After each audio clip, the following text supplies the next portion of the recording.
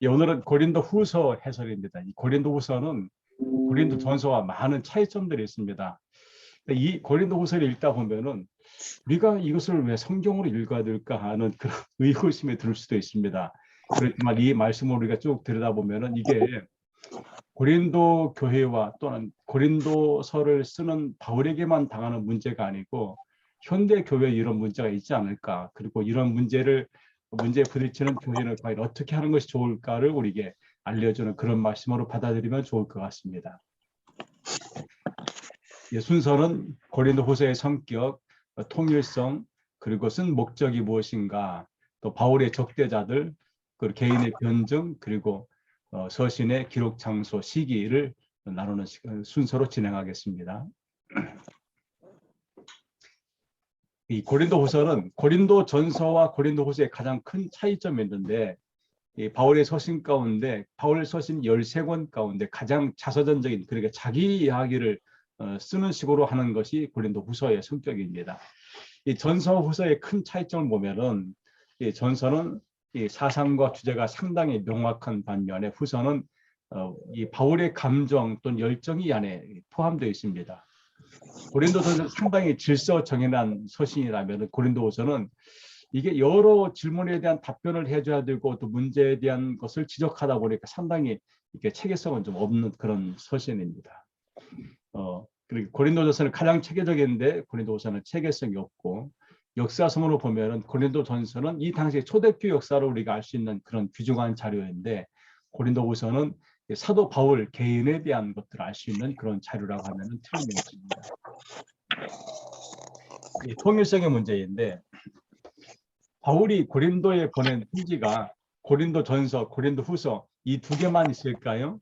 그렇지는 않습니다. 우리 고린도전서를 쓰기 이전에도 이미 고린도전서보다 훨씬 더 먼저 어떤 편지를 쓴 것 같습니다. 이게 우리 한글 성경에 이렇게 뚜렷이 나타나지 않는 그런 단점이 있습니다. 고린도전서 5장 9절 보면은 내가 너희에게 쓴 편지에 음행하는 자들을 사귀지 말라 하였거니와 라는 말합니다. 쓴 편지에, 여기 이 쓴 편지란 말이 NIV 성경을 보니까 in my other letter라고 합니다.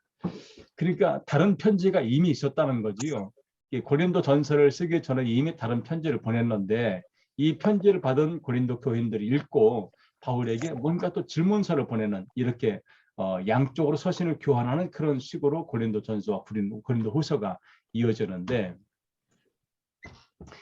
고린도 교인들은 바울에게 답장을 보내면서 여러 가지 교회 문제에 관한 질문을 고린도 전서에 삽니다. 7장 1절에 쓴 문제에 대해 말한다. 8장 1절은 우상의 제물에 관한 얘기이고요. 그래서 12장 1절은 형제들의 신령한 것, 즉 은사에 대한 이야기를 말해주고, 16장 1절에는 연보에 대한 얘기를 해줍니다. 이것이 이런 바울이 질문이나 문제에 대한 답변을 쓴 것이 고린도 전서라면은, 고린도후서는 이제 조금 그 연장선보다는 훨씬 조금 약간 성격이 좀 달라집니다. 고린도 전서를 보낸 후에 고린도 교인들이 사도 바울의 교훈을 따르지 않고 오히려 거짓 사도들을 따르는 것에 바울이 약간 격분한 모습이 이 안에 보입니다. 그래서 바울이 전서에서는 혹독한 편지, 괴로움의 편지, 눈물의 편지를 보낸 것이 고린도 후서의 내용으로 이제 이어지게 되는 거지요. 2장 4절 볼까요? 내가 마음에 큰 눌림과 걱정이 있어 많은 눈물로 너에게 썼노니. 그래서 바울은 이게 격정이 있고 또 정말 안타까움으로 눈물로서 이 편지를 쓰고 있는 거지요. 그래서 너희로 근심하게 하라는 것이 아니라 내가 너희를 향하여 넘치는 사랑이 있음을 너희로 알게 하려 합니다. 그래서 이 편지를 쓰는 목적이 무엇이냐? 고린도 교인들을 사랑하는 그 마음의 표현을 위해서 이들의 문제를 지적해주고 좀 고치기를 바라는 그런 마음이 담겨 있다는 거지요. 2장 9절에 너희가 범사에 순종하는지 그 증거를 알고자 하여 내가 이것을 너희에게 썼다. 이 말을 하면은 바울이 고린도 교인들에 대한 생각을 가질 때에 정말로 내 이 편지대로 순종하며 따르고 있을까? 이런 의혹은 아마도 갖지 않을까 생각합니다. 7장 8절도 그러므로 내가 편지로 너희를 근심하게 한 것을 후회하였으나 지금은 후회하지 아니함은 그 편지가 너희로 잠시만 근심하게 한 줄을 알리라. 그리고 이 편지를 보낼 때에 문제점들을 지적하니까 이 편지를 읽는 사람들의 마음이 좀 부담스럽지 않겠습니까? 그런데 바울은 이것을 내가 잘했다, 라고 지금 생각하고 있는 거죠. 후서는 이전 편지와 혹독한 편지를 제한 나머지 내용이 고린도 교회에 다시 보낸 겁니다. 그래서 이것을 괴로움의 편지, 바울의 마음이 상당히 괴롭습니다. 왜? 고린도 교인들이 좀 제대로 신앙생활을 해야 되는데 그렇지 않으니까 마음에 많은 괴로움을 갖고서 이 후서를 쓰고 있는 거지요. 그래서 고린도 전서는 상당히 통일성이 보이는 반면에 후서는 여러 편지의 수집으로 보입니다. 왜? 고린도 후서는 이런 6개의 편지가 결합되어 있지 않을까. 첫 번째는 적대자들을 향해서 바울이 변호하는 편지. 2장 17절에 우리는 수많은 사람들처럼 하나님 말씀을 혼잡하게 하지 아니하고 곧 순전함으로 하나님께 받은 것 같이 하나님 앞에서와 그리스도 안에서 말한다. 이 당시에 이 고린도가 있는 교회는 그리스 땅에 있습니다. 그리스에는 학문이 발전하다 보니까 이 사람들 자기 지적인 생각으로 교회 안에 들어와서 자기 지식을 펼쳐가려는 그런 사람들이 있고 또 다른 신을 믿는 사람들 이야기가 이 안에 자꾸만 영향을 미치니까 여기에 대해서 바울이 분명하게 선을 긋고 있는 겁니다. 두 번째 보내는 편지는 화해의 편지, 세 번째는 바울의 것이 아닌 단편적인 편지, 기도를 위한 추천의 편지, 예루살렘 성도를 위한 복음에 관한 편지, 또 괴로움의 편지, 이렇게 편지 6가지 편지가 고린도 후서에 들어가 있습니다. 고린도 후서를 쓴 목적이 무엇일까? 가장 첫 번째 목적은 바울의 사도적인 권위에 대한 이야기를 좀 해두고 싶은 겁니다. 왜냐하면은 앞에서 고린도 전서에도 말씀을 드렸지만 바울은 예수님을 직접 만난 적이 없습니다. 그런데 바울이 나는 예수님께 직접 부름받은 사도이다. 이 말에 12제자뿐만 아니고 바울을 공격하는 많은 사람들의 의혹을 제기하는 겁니다. 그래서 바울은 사도가 무엇이냐의 정의를 말하는데 9장 1절 2절에서 내가 자유인이 아니냐 사도가 아니냐 예수 우리 주를 보지 못하였느냐 주 안에서 행한 나의 일이 너희가 아니냐 다른 사람들에게는 내가 사도가 아닐지라도 너희에게는 사도이니 나의 사도됨을 주 안에서 인친 것이 너희라. 그러니까 바울이 고린도 교회를 세워 설립을 했습니다. 그리고 바울의 가르침을 따라서 이 사람들이 안에 들어와서 신앙생활을 시작했습니다. 그러니까 이 말은 너희가 내가 전하는 복음을 듣고 교회 안에서 신앙생활을 함으로써 너희가 나를 인정한 것인데 왜 지금 자꾸만 나에 대해서 의혹을 제기하고 문제를 제기하느냐 이런 얘기를 지금 주고 싶은 겁니다.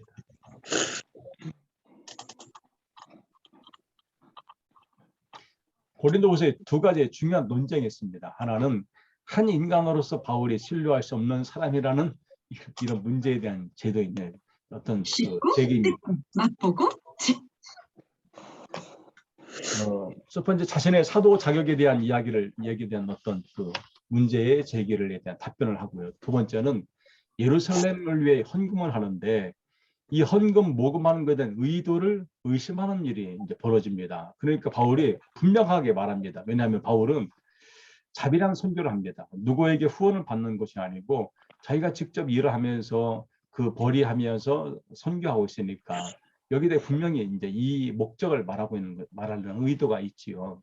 또 하나는 하나님의 능력의 사신에게 승리하는 모습 대신에 고난과 박해를 받는 모습. 아니 바울이 주님께로부터 인정받고 직접 임명을 받았는데 왜 고난과 어려움을 당하느냐 이겁니다. 하나님은 참된 사도에게 고난을 결코 허용하지 않을 것이다. 그런데 고린도에서 바울을 반대하던 사람들은 이런 사실에 근거해서 바울이 고난과 어려움을 겪으며 살고 있으니까 당신이 고난과 어려움을 겪는 거 보니까 진짜 주님께로부터 인정받은 사도이냐 우리는 믿을 수 없다. 뭐 이런 문제를 제기하는 거죠. 네 번째, 적대자들이 있습니다.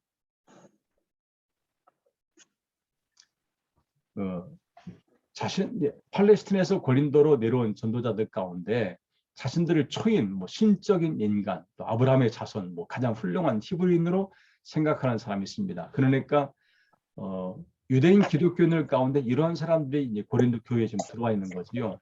이들은 구약의 성서를 알레고리와 자의적으로 해석을 하고 성령 은사 가운데 최고의 지혜의 소유자라고 말하는 사람들. 그래서 바울은 이 고린도 교회에게 늘 뭘 말하냐면은 은사 중에 으뜸은 어떤 은사다? 사랑이다. 그래서 너희가 사랑을 사모해라. 사랑해라. 라는 말을 자주 하는 이유가 여기에 있었습니다. 3장 15절 16절 보니까 오늘까지 모세의 글을 읽을 때에 수건이 그 마음을 덮었도다. 그러나 언제든지 주께로 돌아가면은 그 수건이 벗겨질 것이다. 이 말의 의미는, 수건이 덮여졌다는 말의 의미는 구약의 성서 율법을 너희들이 자의적으로 해석하기 때문에 올바로 모세가 말하는 원뜻을 너희가 제대로 알고 있느냐, 제대로 알지 못한다. 이 말을 좀 들려주고 싶은 겁니다. 그 다음에 그들은 자신들이 위대하다고 생각합니다.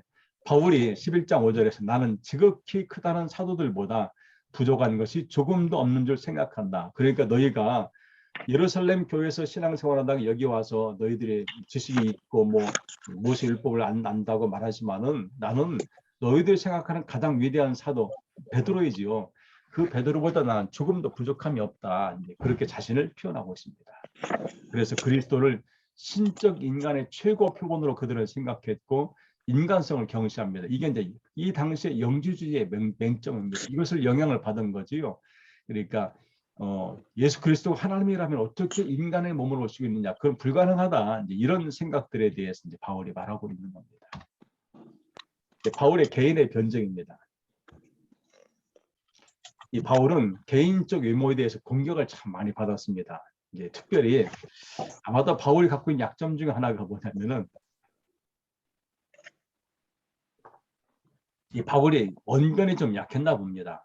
그래서 10장 10절 보면은 그들의 말이 그의 편지들은 무게가 있고 힘이 있으나 그가 몸으로 대할 때는 약하고 그 말도 시원치 않다 하니, 이 말은 바울이 글로 편지를 보낼 때는 그 글 속에는 정말로 위대한 지식이 있고 뭐 어떻게 형용할 수 없을 만큼 정말 그 사고가 훌륭한데 말하는 걸 들어보니까 별로다. 이제 이겁니다.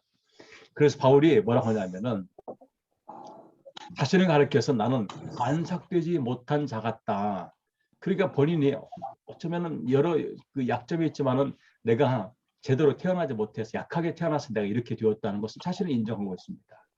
10장 7절에 너희는 외모만 보는도다. 그러니까 바울의 외모가 자신이 없고 외모에 대한 약점이 있기 때문에 자신 외모만을 판단하는 그들에게 지금 이 얘기를 분명히 합니다. 만일 사람이 자기가 그리스도에게 속한 줄을 믿을지인데 자기가 그리스도에게 속한 것과 조리도 그러한 줄을 자기 속으로 다시 생각할 것이다 라고 해서 외모만 보지 말고 나 바울의 내 내면을 좀 봐달라는 이야기가 되겠지요. 5장 12절에도 외모로 잘하는 자들에게 내가 대답하게 하려 하는 것이다. 그래서 나는 얼마든지 외모로 판단한 사람에게 할 말이 있다. 또 11장 15절에도 사탄의 일꾼들도 자기를 의의 일꾼으로 가장 꾸민다는 겁니다. 그러니까 겉으로 사람이 꾸민다고 해서 그 사람을 정말로 믿을 수 있냐. 내가 꾸미자는 이 모습이지만은 나는 꾸미지 않고 네 있는 모습 그대로 나는 보이겠다. 자신 있게 자기를 변호하고 있는 거지요. 말에 대한 공격입니다. 10장 10절에 말이 시원치 않다라고 공격합니다. 11장 6절에도 말에는 내가 부족하지만은 그러나 내 지식에는 그렇지 않다 해서 자신이 말을 잘못하는 것을 인정하고 있습니다. 또 고린도 전서에도 바울은 자신의 말의 언변에 부족하다는 것을 인정하고 있습니다. 세 번째는 바울의 권위에 대한 공격입니다. 그러니까 바울이 당신이 정말 사도냐? 이거에 대한 공격을 할 때에 5장 16절에 우리가 이제부터는 어떤 사람도 육신을 따라 알지 아니하노라. 비록 우리가 그리스도도 육신을 따라 알았으나 이제부터는 그같이 알지 아니하노라. 그래서 바울이 솔직하게 나는 맞다. 나는 육적인 예수님을 만난 적이 없다. 그런데 그게 전부냐? 예수님은 지금 육적인 예수님 아니다. 라고 해서 본인이 직접 사도로서 자격이 주어지는 3년 6개월 동안 주님과 동행했다는 하지 못한 사실을 인정합니다. 또 3장 1절에서 우리가 다시 자천하기를 시작하겠으나 우리가 어찌 어떤 사람처럼 추천서를 너에게 붙이거나 혹은 너에게 받거나 할 필요가 있느냐. 이 말 의미는요.